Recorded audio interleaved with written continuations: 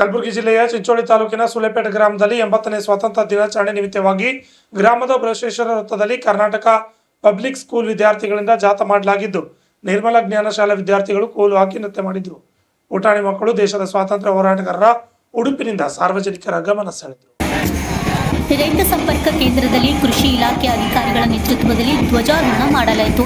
ಅದೇ ರೀತಿ Karnataka public school ಧ್ವಜಾರೋಹಣ ನಡೆಸಿ ವಿದ್ಯಾರ್ಥಿಗಳಿಗೆ ಕಬಡ್ಡಿ ಮತ್ತು ವಿವಿಧ ಸ್ಪರ್ಧೆಗಳಲ್ಲಿ ವಿಜೇತರಾದ ವಿದ್ಯಾರ್ಥಿಗಳಿಗೆ ಬಹುಮಾನ ನೀಡಲಾಯಿತು. ಹಾಗೆ ಉರ್ದು ಶಾಲೆಯಲ್ಲಿ ವಿದ್ಯಾರ್ಥಿಗಳಿಂದ ಭಾರತಾಂಬೆ ಹಾಡಿನ ಮೇಲೆ ಹೆಜ್ಜೆ ಹಾಕಲಾಯಿತು.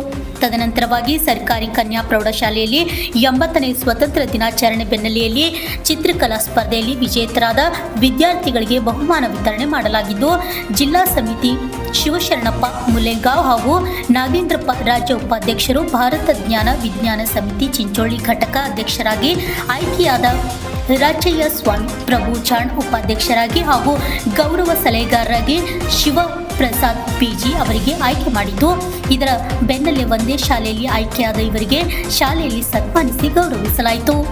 ಲಿಂಗರಾಜ ಸ್ವಾಮಿ, RJ32 ಕನ್ನಡ ನ್ಯೂಸ್, ಚಿಂಚೋಳಿ.